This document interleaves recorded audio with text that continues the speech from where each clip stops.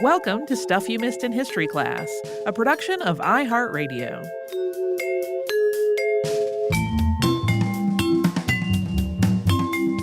Happy Friday. I'm Tracy V. Wilson. And I'm Holly Fry. One of our podcasts this week was on the Delano grape strike, and I just remembered something I meant to say in the episode. Well, then it's good we have this. Yeah. So there used to be a podcast called This Day in History Class that I used to be on. And one of our episodes was for the day that the Delano grape strike started. And one of our colleagues, Christopher Hasiotis, had done some background research on that for me. And of course, that became like step one in the much larger researching of this episode, because This Day in History Class was 5 minutes long, and Stuff You Missed in History Class is much longer than that.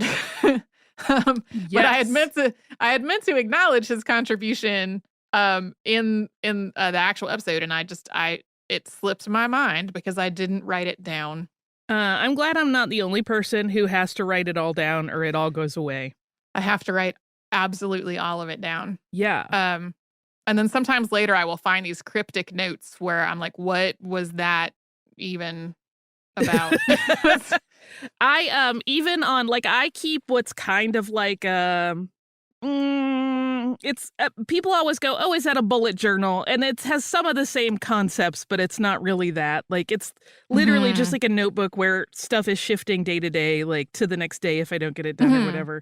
But there will be times where I look at one of my to-dos and I'm just like, I don't know what this means anymore. Like, I have scribbled down something that says, like, marketing cadavers, and I don't remember what that is exactly. Wow. That's very cryptic.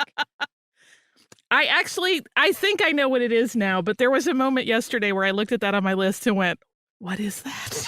Yeah. I was having a little computer issue this morning, and as I was like waiting for it to clear itself up, I was just sort of gazing at what's saved on my desktop, and I realized there's a file saved on there that says "to do while in Atlanta." And who knows how old that document is at this point. Because, like, when is the last time I was in Atlanta? Probably a year ago at this point, almost, because of a pandemic. It was, because it was August. Oh, yeah. Because I don't know if you remember, you said something about how everything had changed. And I said, well, you haven't been here for a year. And you said, that's not true. And I looked it up and I was like, the last time you were here was August of 2018. And you were like, oh, my goodness. Well, it can't have been 2018 because that would be 2 years. No, but then this was last year we had the conversation. Oh, I see. Yes. I see. I understand now. So, speaking of the pandemic that has kept me from visiting our Atlanta office ever, I had this episode marked on my calendar to do approximately now 4 months. Like, I was like, when the anniversary of that comes up, that would be a great time to do it. It had been marked on the calendar for all of that time.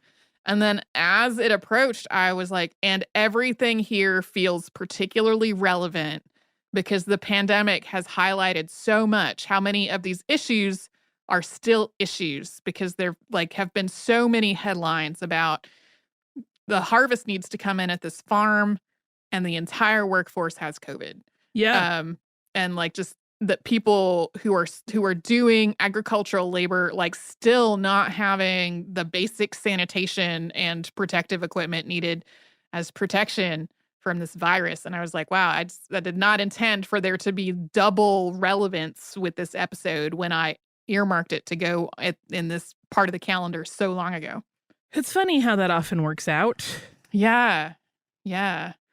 Also, we've talked about all of the waves of immigration that we cover at the beginning of the episode, but just spelling it out all together really highlighted for me what a pattern it was of we need cheap labor. Let's bring in immigrant workers. We hate these immigrant workers, though, so we're going to really discriminate against them and then ban them. But now we still need cheap labor, so we got to get some different immigrants. And then start the same cycle again. Yeah. Of discrimination leading ultimately to exclusion. Yeah, it's very much like who is hoping to better their lives that we can exploit next? Yeah. Yeah. And I mean, that's a pattern that we've talked about before, but putting it all in one spot, I was like, this is not great. Yeah, well, because you watch the cycle happen like in one industry over and over and over, and you can't ever, like at that point, by the time you're on the third wave of that, there's no getting around the fact that the people in charge making all the money were consciously doing it. Yeah. We also mentioned, but didn't go into detail about the just coordinated effort by the state of California to eradicate its indigenous population. And like that was a multifaceted, intentional effort. And it is something that I feel like does not get talked about as much, at least where we live, as things like the Indian Removal Act. Like I grew up in North Carolina, so we had a whole classroom unit about the Trail of Tears. But I think for people who don't live in the Southwest, and are not indigenous, probably that aspect of California history is like not quite as familiar. Accurate. So maybe after some time has passed, because again, we don't want to make the entire calendar of our show be incredibly difficult topics. Maybe we will get into something relevant to that. One of the things we talked about this week was Joshua Slocum and his solo voyage around the world, which we have had some listener requests for over the years. I was going through the listener request list yesterday, trying to figure out what I was going to do next. And I was like, oh, look, here's some people who said Joshua Slocum, which we're going to record that tomorrow. There were two things that came up when I was working on this. One was, as has been the case so many times lately, I came into this saying, okay, I have some criteria for what I want to do for the next episode. Number one, I need to do something fun. Number two, not in the 19th century. Number three, not a man. Because we've just had a lot of dudes on the podcast lately.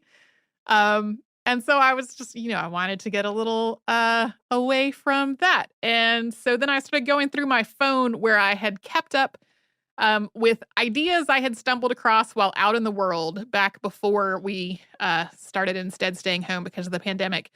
And I had the name of his book. I had Sailing Alone Around the World just written in a note on my phone. And I Googled that. And then I was like, well, 1 out of 3. We get 1 out of 3 of my criteria for this episode. The other thing is, like, we've been pretty candid about the fact that the pandemic has made us really miss travel. And that was the case for this episode for me, too. But the thing about this episode that made me miss traveling was not the far off places or the long voyages. It was all the places around coastal Massachusetts that I could go, but I couldn't really do anything if I went there, because he talks about like all these places on Cape Ann, like Gloucester and Rockport, where I really love going, and like other places that are on the coast. And I was just like, man, those are all places that I love to go and walk around and eat in restaurants and poke around in little shops. And all those things are kind of off the table right now. We did coincidentally make a road trip to New Bedford while I was working on this to take leftover kitten food to someone that fosters kittens. But it was literally like we got out of the car and everyone masked handed over this kitten food. We looked at the ocean for a minute and we came home again. Yeah, my travel bug is starting to go a little bananas right now. Yeah. Yeah. Like it's so silly, but everybody knows like I love some Disney time. And it's not news, this particular thing, but it really hit me suddenly really hard that Disney World Magic Kingdom is not doing Mickey's Not So Scary Halloween Party this year, which is something we do every year. We usually try to go to 2 of the parties. And Halloween being my very favorite. I don't know why, just as we're looking into the fall and we're starting to, get yummy, fun, Halloweeny and autumnal things marketed to us. I just had that moment of, oh, like a total pity party for myself. I recognize this is like the most privileged sadness a human could experience, but I was just like, I just want to get in the car and drive. Yeah. We looked forward to this like trip to New Bedford to drop off cat food. Like it was a gigantic treat. And then I simultaneously was like, man, I would kind of love to just wander around and eat some seafood in a restaurant, which I know there are restaurants that are open now, but like the choice that we're making in our household is to minimize our contact with other people still. Yeah, same. Anyway, Joshua Slocum is so interesting and so complicated at the same time. Of course. And I would not have been like, this is going to be fun had I known before the tail end of the research process about the exposing himself to a 12-year-old. Right. Like that I probably would have been like, we're going to pick something that's not going to involve that conversation today. But it was too late. Too late by the time I discovered that part of the story. Yeah, I mean, look, it comes up all the time. There's no human is uncomplicated. No. No. It's every human has probably been disappointing at some point in their trajectory. And it's good to remember that. It is. For a variety of reasons. Yeah. I also wish we knew more about Jenny. Oh, me too. Because Jenny seems great. She seems amazing. Yeah. I love it. I love it.